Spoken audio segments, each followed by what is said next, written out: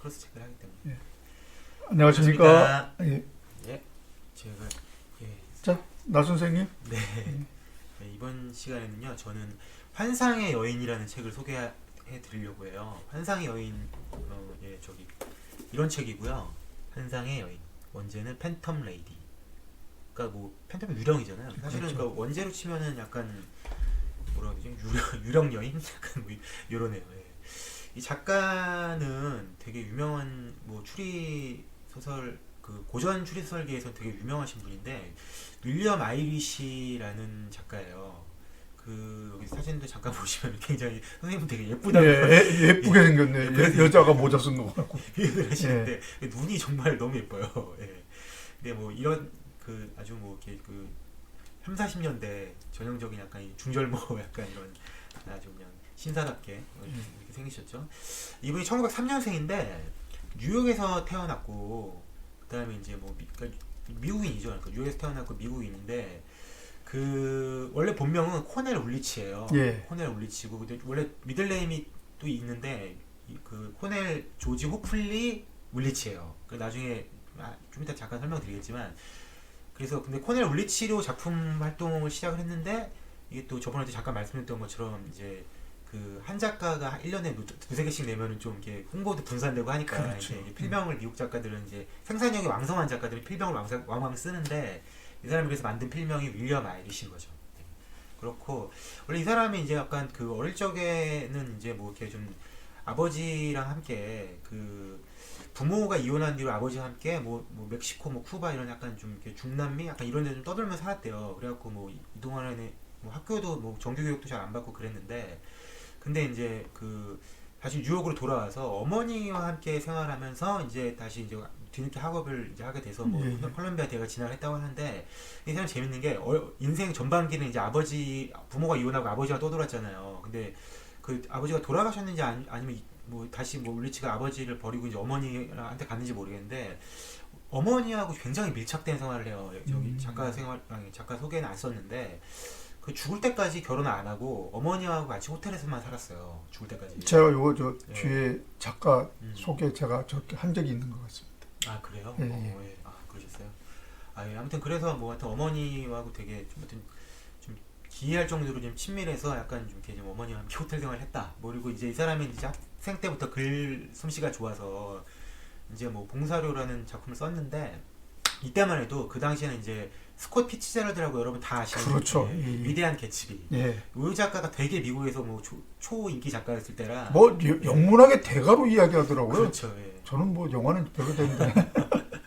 근데 이때가 이제 그 대공황 전에 그때는 이제 뭐 미국 문학 뭐 사조상 뭐 길디드 에이지라고 그래갖고 도금 시대라고 부르는데 진짜 황금이 아니라 뭔가 약간 이제 도금된 것처럼 화려하고 반짝반짝을 하는데 뭔가 내면은 비어 있고 약간 그런 시대의 어떤 그런 그 시대의 어떤 단면을 잘 그린 작가가 피치 제럴드였는데 그게 대표작이 이제 개츠비죠. 맨날 파티만 하고 맨날 그 안에 이제 약간 낭만주의도 있지만 어쨌든 뭐 사람들이 흥청망청하고 이런 얘기를 잘 썼죠. 피치 제럴드가.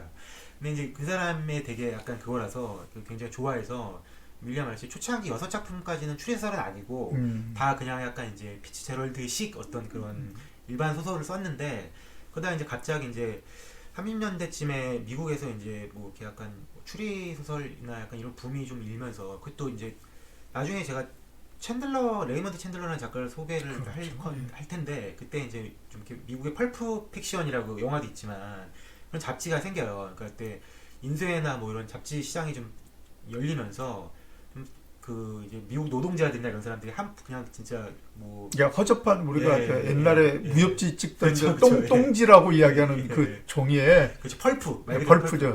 펄프 잡지. 그런 데서 그냥 싸구려 뭐 하나당 뭐 그렇죠. 2, 3센트 정도 하는 거 해가지고 센트 안 하는 거. 뭐 이런 거에다가 근데 그런 얘기에 뭐 심오한 뭐 이런 뭐 헤르만 헤세 이런 거 쓰면은 누가 있겠어요. 그러니까 이제 총싸움하고 약간 이런 얘기를 주로 썼는데 근데 울리치가 이제 거기에 약간 좀 꽂혀갖고 그런 약간 잡지 기고를 하면서 이제 미스터 작가의 이제 출발을 하게 됐는데 그때 이제 약간 이 사람의 배경은 완전히 그 뉴욕에서 태어났고 뉴욕 도시인이니까 이제 약간 그 뉴욕의 어떤 도시의 어떤 뭐라고 해야 되지 도시의 이제 약간 우수랄까 뭐 이런 거나 예. 이제 도시의 생활의 어떤 위험성 또 활락, 예, 뭐 뭐랄까, 위험성, 예, 우수, 뭐 이런 것 많이 나오죠. 예, 요런 거를 되게 아주 그냥 그 이쪽으로 일가를 잃었죠. 약간 자기 정서하고도 맞고.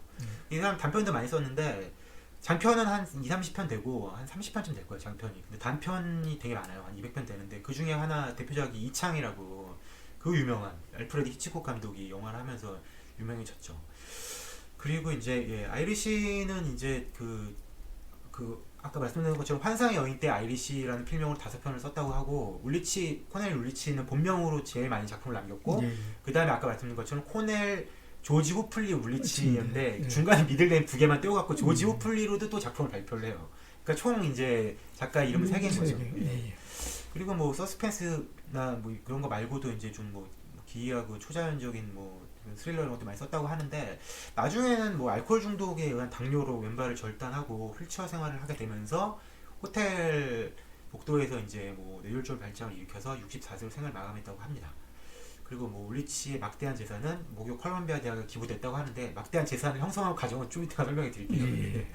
그리고 국내 출간작 잠깐 보자면은 아마 다들 옛날에 어렸을 저보다 조금 비슷하거나 저보다 좀 위아래로 한 대여섯 살 정도의 연배는 다 연세가 어떻게 되는지 말씀해 주세요. 그래야 뭐 위로 몇 살이라고 확실하게 알죠. 아 이거 나이가 이제 불과 3일 만에 한 살이 더 올라가고 지금 지금 42이 됐는데 예. 그러니까 아마 30대 중후반 40대 중후반까지는 다 기억하실 거예요. 해문 출판사라고 맞습니다. 거기에 이제 막 저도 60대인데도 압니다.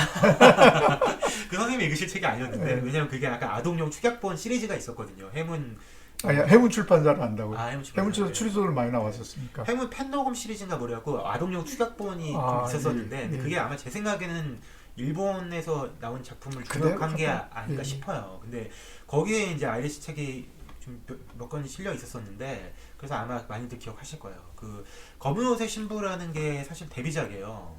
더 이게 데뷔작인데 요거는 이제 어떤 여자가 그 그러니까 그 어떤 여자가 이제 여러 명의 남자들을 하나씩 살해하는 과정에서 묘사가 되고 그리고 이제 어떤 그 이제 형사가 그럼 도대체 그 왜 죽이고 다니는 걸 찾다 보니까 마지막에 이제 그 여자의 비밀이 밝혀지는 그런 얘기인데 그러니까 거의 보면 추리스타일보다는 약간 뭐 이렇게 서스펜스 스릴러 약간 뭐 이런 쪽에 가깝고 이 사람 작품이 그래요. 이 사람은 뭐 논리 탐정이 등장해서 막 이렇게 해서 너가 범인이고 너 증거는 이렇고 이런 게 아니라 뭔가 이제 현대적인 스릴러의 거의 아버지 서스펜스 스릴러의 아버지거든요. 거의 뭐 그러니까 히치콕 영화처럼 뭔가 영화 쪽에 히치콕이 있다면은 소설에는 아이리시가 있는 것처럼 뭔가 이제 그 탐정보다는 평범한 사람이 어떤 사건에 휘말려 들면서 막 악몽 같은 그런 시간을 보내다가 간신히 뭐 그걸 탈출하고 약간 이런 걸 많이 썼는데 이 검은 커튼도 딱 그래요. 이 기억상실증 때문에 이제 그 어떤 사람이 그게 뭐야 저기 벽돌을 맞아갖고 딱 눈을 뜨는데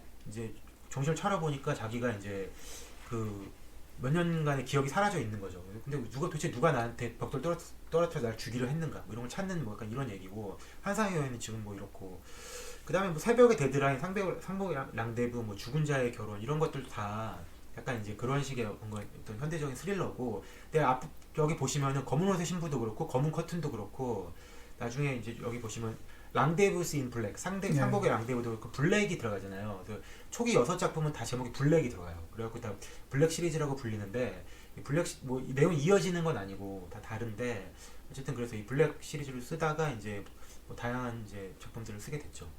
그리고 여기 맨 마지막에 밤 그리고 두려움이라는 단편집이 있는데 국내에 이게 상하권으로 이게 나왔었는데 그거를 아마 저희 선생님께서 예, 제가 2005년도에 번역을 했습니다.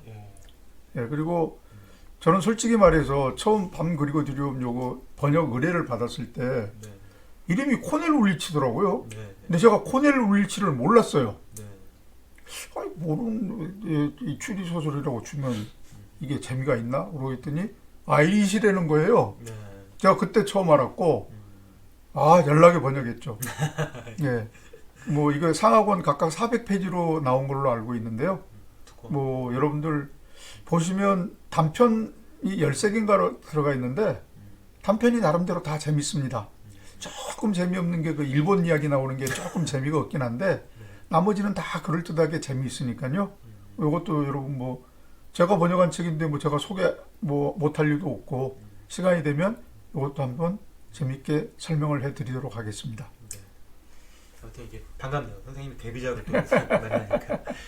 네, 그럼 환상의 여인에 대한 그 줄거리 소개만 또 간략하게 드릴게요. 이 주인공은 아닌데, 어떻게 보면 주인공은 아닌데, 핸더슨이라는 사람이 있는데, 이 사람이 이제 아내하고 이제 막 싸우고 이제 거리로 나와요. 그 이제 왜 싸웠냐? 이제 뭐 바람을 핀 거죠. 예. 그 다른 뭐 캐롤이라는 여자랑 바람을 폈는데, 그게 이제 적발돼 갖고 아내가 이제 싸우고 나오는데, 근데 사실 앤더슨이 뭐 바람 핀 사람 입장에서 할 말은 없는데, 아내하고는 이미 몇 년 전부터 거리가 좀 멀었고, 사실 그 이혼을 계속 주기적으로 요구하고 있는데, 근데 이 아내는 이제 이혼을 안 해주면서 괴롭히기만 하는 거죠. 그러니까 홧김에 이제 또 싸우고 나왔는데, 그러고 나서 이제 어디 이렇게 뭐 돌아다니다가 어떤 오렌지색 모자를 쓴 여자를 만나는데, 굉장히 특이하게 눈에 띄게 모셨었네요. 그렇죠. 근데 뭐 모자 말고는 또 특별하게 또 딱히 개성은 없고 평범해요. 예, 예. 근데 이제 그냥 어떻게 하다가 같이 합석을 하게 되고 데이트를 하는데 뭐 그냥 뭐 잠자리까지 가진 않고 그냥 거기 어디 극장 쇼 보고 뭐 식사하고 술 한잔 마시고 헤어져요. 그냥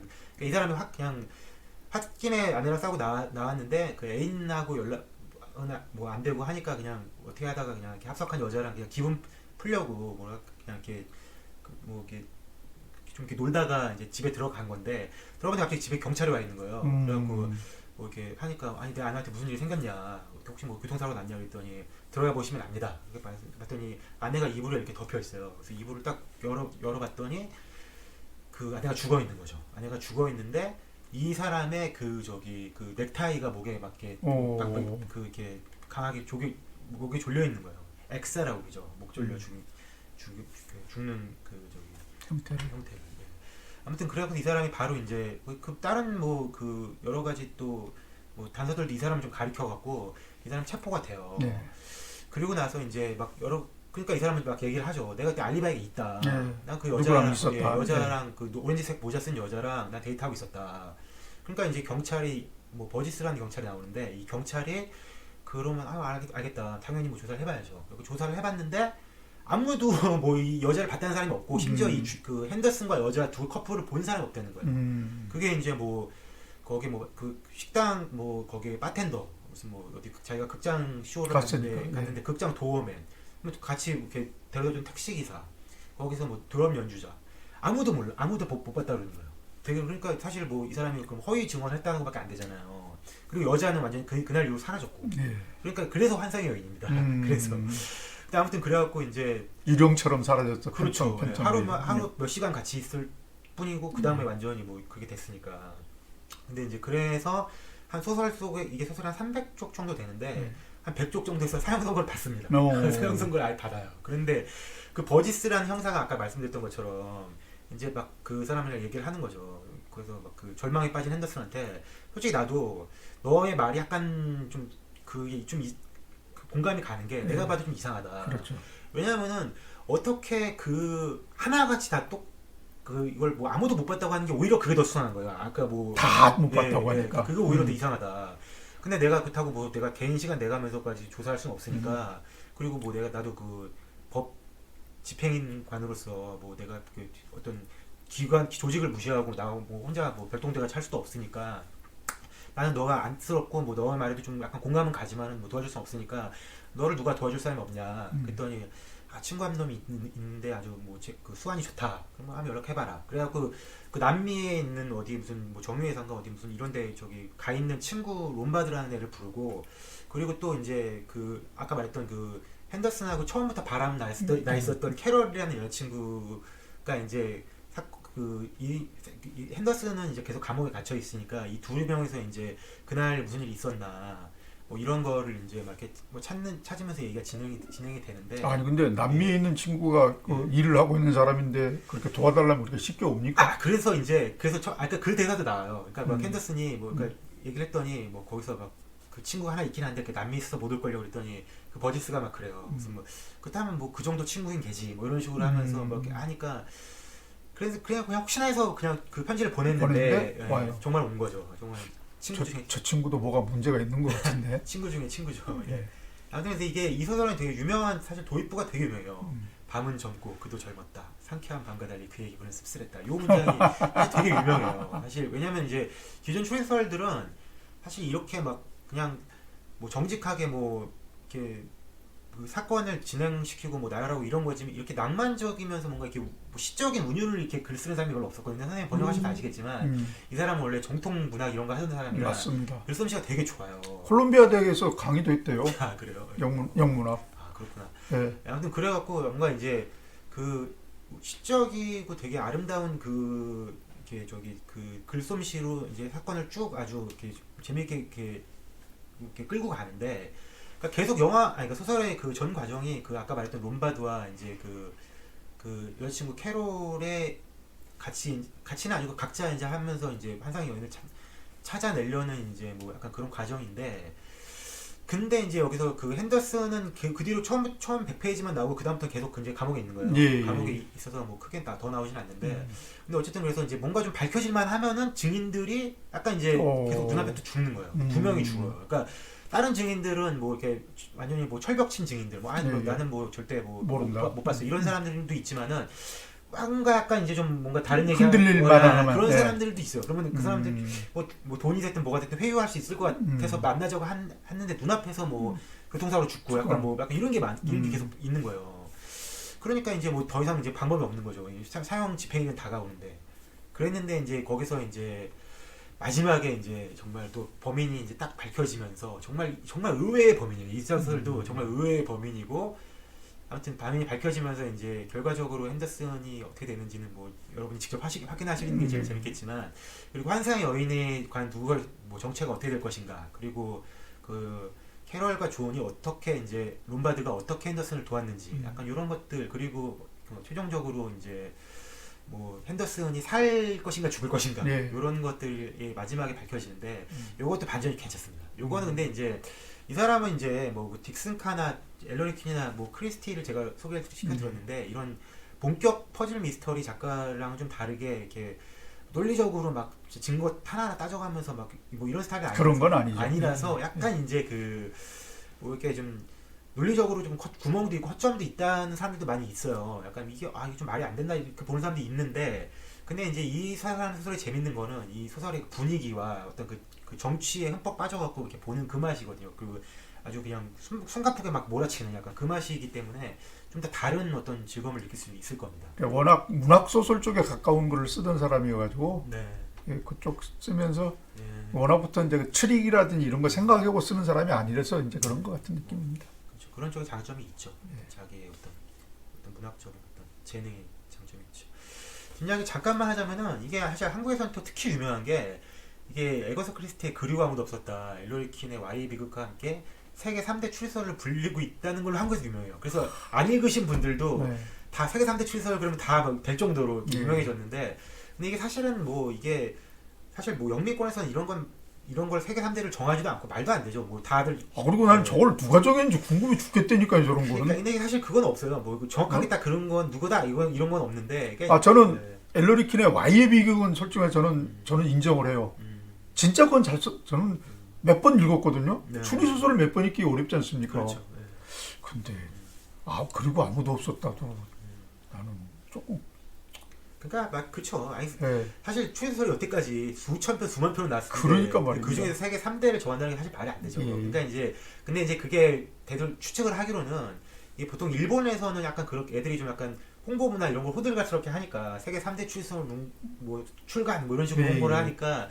근데 옛날에 우리나라가 60, 70년대에 그 일본 추리소설들을 많이 이제 중역을 했거든요. 그때 이제 뭐 문고부터 해갖고 대부분 그렇다 보니까 그때 이제 뭐 일본에서 했으니까 그 문구 같은 것도 다 이제 그대로 따온 거죠. 그러니까 이제 예전에는 그래서 뭐 다른 소설가지만 딕 프랜시스라고 있습니다. 그 소설가도 제목이 다 국내에 예전에 출간된 거는 다 뭐 대망, 대열 뭐 이런 식으로 다 일본식 제목으로 왔었죠. 그러니까 뭐 이런 것처럼 그렇게 일본 거를 그대로 번역을 하면서 거기에 이제 일본 추리소설의 뭐 홍보 문구라든지 아니면 뭐 일본 추리소설 비평가의 평 같은 게 이제 그걸 그대로 옮기다 보니까 그게 이제 한국에서도 약간 굳어진 그렇다고 하는데, 그게 어떻게 보면 이제 추측인데, 이거는 특히 뭐 주간 요미우리 그 잡지에서 그 독자 선정한 해외 미스터리 부문에 역대 20위 뽑았는데 그 중에 1위부터 3위까지는 소설이 가장 유력하다고 합니다. 아, 그래서 예. 3대 소설이다.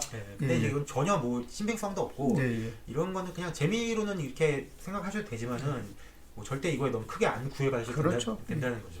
근데 또 특히 또 일본에서 환상의 여인이 주목받은 데는 람포 자주 나오는데 에드가 람포. 네, 람포가 영향이 컸는데 이게 재밌는 또 일화가 일본이 전쟁 때 태평양 전쟁 그 2차 대전 말쯤에 근데 이제 뭐 그때만 해도 이제 전 국민 동원령 이런 거 그렇죠. 동원령 이런 거기 때문에 추리소설 같은 어떤 그런 유의적인 소설에다 왜 종이를 낭비하냐. 예. 그래갖고 추리소설이나 이런 일반 대중소설이 출간이 한 몇 년간 못 되는 적이 있어요. 예. 그러니까 뭐 작가들이 써도 뭐 출간이 안 안 되고. 됐을 예. 정도로. 그래서 뭐 나중에 한번 얘기하겠지만은 뭐 요코미조 세이시라는 작가는 일본이 패전하고 했을 때 오히려 만세 올랐다는 사람도 있어요. 오, 그래서 이제 쓸 수 있게 드디어 됐다. 추리소설 낼 수 있다. 네. 그래서 진짜 그러니까 뭐 어쨌든 그랬었는데 그때 람포가 이제 그 책을 못 내고 그 도서관에서 이제 책을 읽고 있을 때 이제 예. 그 저기 이거를 읽고 나서 그 이제 새로운 탐정설이 나타났다. 정말 이거 세계 10대 걸작에 걸맞다. 이거 바로 번역해야 된다.